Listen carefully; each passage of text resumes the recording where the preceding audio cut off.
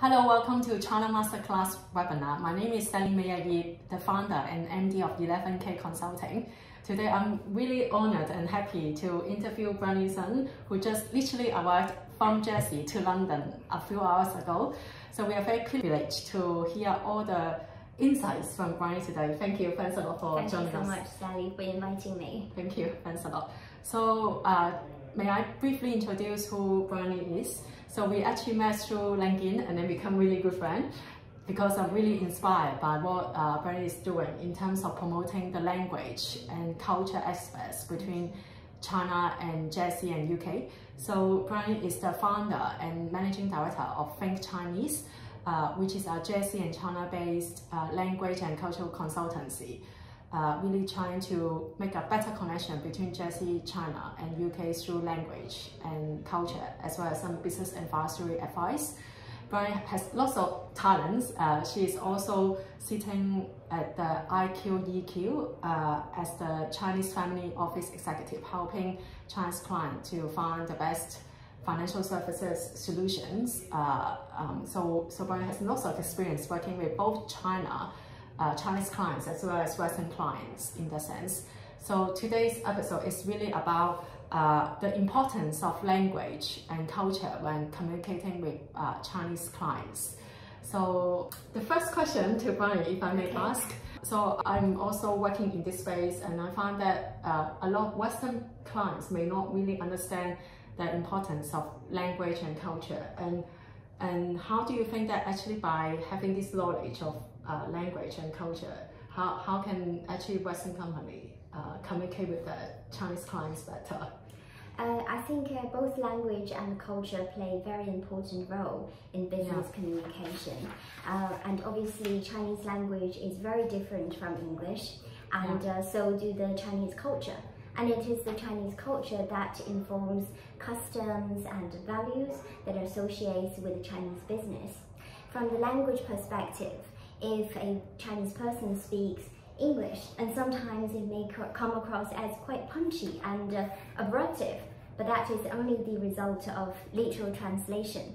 And equally, if an English person speaks Chinese, sometimes it may come across as overly polite, which creates distance. But having said that, I think being able to speak any foreign language is a big advantage. And a proficient speaker should be able to, or well placed, to help business to build a culture gap and attractive Chinese clients as well. However, and I do see sometimes business don't really have the resource to bring a Chinese speaker on board. And in that case, I would think having an advisor to be kind of external of the outside the team is very important, because the knowledge into the culture and of course the language will really be a big help in terms of business communication. Yes, I totally agree. It's like when you travel to another country, it's always nice to know one or two words of the local language to break that ice and make that connection. Yes. So you touch on attracting Chinese clients. So I know you do many things from translation and even private wealth. So what do you think people could do more in order to actually attract and secure Chinese clients? From my experience, I think there are several things that people can do. First of all is to have a Chinese social media. Over here, people use LinkedIn, use websites, and use Facebook and even Instagram as the business tool. But in China, they have a completely different armory of tools. And in China, I'm not sure how many audience would have heard about WeChat. WeChat is the most powerful and influential social media, and very often it is used for business communication as well. So we use WeChat, and also we use Xiaohongshu and Douyin and Weibo, and I think even fewer people over here would know those social media platforms. So having a Chinese social media platform, for me, and from experience, would mean more exposure, being able to inform your target customers or clients, about what your company is up to, and interact with them. So that is very important. And also, I think in terms of branding and marketing. So our business is ready to make themselves more stand out, make their target customers or clients easier to know about them. So by this, I primarily refer to translating materials. Besides, you see a lot of business, they tend to share material in English. There's nothing wrong in principle with it. But I think if condition permits, it would be better to have material prepared in Chinese. Because even a Chinese person speaks perfect English, I think the default would be read Chinese because it's quicker, isn't it? Yes, totally agree. Yes, I totally agree. We also have clients who told us that when they actually present Chinese brochures to the client, it really helps to build that trust and do the sales faster. So totally with you. So my third question is really from your experience, like advising so many Western companies, are there common mistakes that non-Chinese people make when they are communicating with Chinese clients from your language and cultural perspective? Yes, from my experience, there are several assumptions I think business tend to make. And first of all is assuming a Chinese person speaks English, then there would be no problem or no issue in communication. This is quite often, but I think you know, being a Chinese person speaks English and having lived abroad for so many years, and I could give you many examples where, you know, we cross wires, we think we're talking about the same language, but in fact it is not.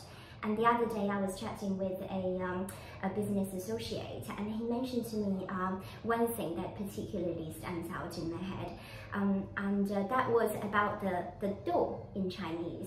So if you mention to a Chinese person do, so Chinese people would think about beans, peas, kidney beans, yellow beans, the bubbles in the milk tea. There's so many possibilities. But if you mention beans to an English person, so they would just think about the beans rather than, you know what I mean. So sometimes we think we're speaking the same language, but the connotation and the, you know, the effect and what we're really registered in our head is totally different.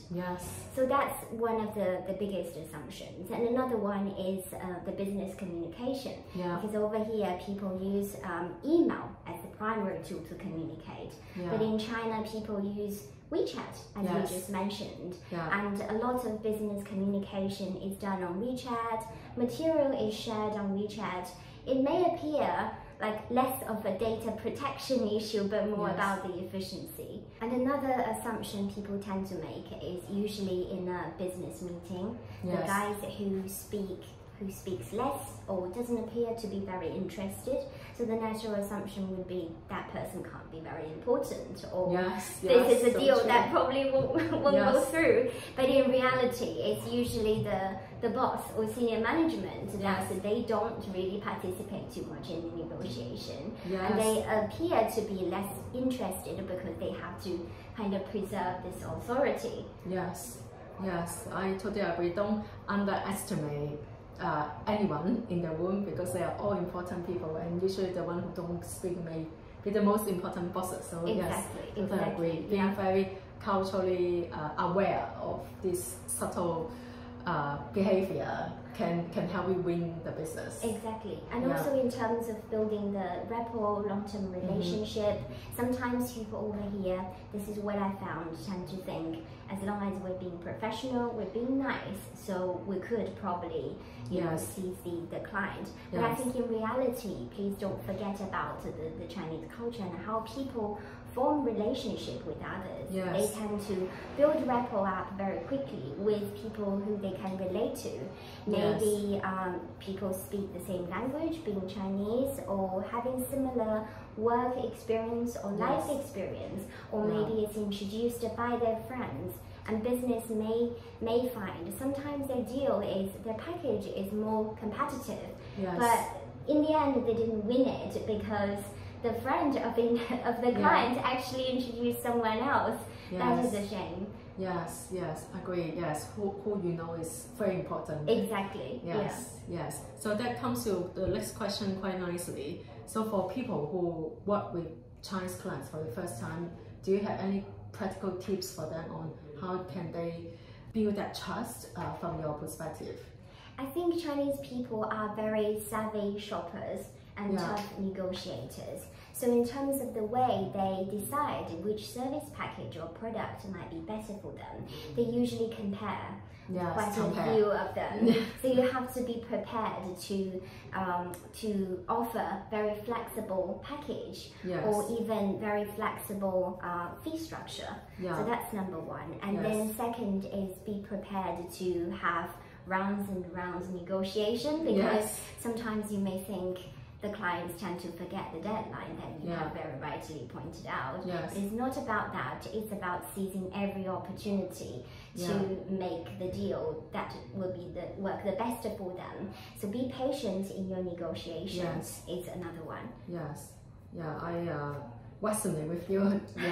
You do need to be extra patient with Chinese clients sometimes, but once you get the trust, the rewards can be quite long-term and beneficial. That's very right. So don't afraid to put in lots of efforts upfront, and you'll be rewarded. And how about if people already have a longer-term relationship with the Chinese clients or counterparts? How can they build that trust further to make it a lifetime, if possible? I think my so-called biggest tip is, because Chinese people don't tend to separate business with their personal life. So many business contacts are also their good friends, like you and me, I guess. Exactly. So there's lots of personal elements and kind of incorporated in business deals. And my advice would be to be very attentive. Birthdays, important times and sends with messages and gifts are very, very important in preserving the long-term relationship. And also, don't, like you just mentioned, don't underestimate anyone, because very often you would have clients who introduce you the next client. So, or maybe just a contact, but may not appear to be very useful at that time, but may have the power to introduce you some real clients. So you got to stay very respectful, stay in contact, and stay patient with them. So respectful, patient, and attentive. They are the three keywords from Briony today. Great. I think time flies. We have asked all the questions about the importance of language and culture when communicating with Chinese people. If you want to hear more from Briony, we'll leave some contact details of Briony, so you can keep in touch. And if you do like this episode, please do share through your network. And we'll see you very soon. Thank you. Great. Thanks a lot. Thank you. Thank you. Bye bye. Bye bye.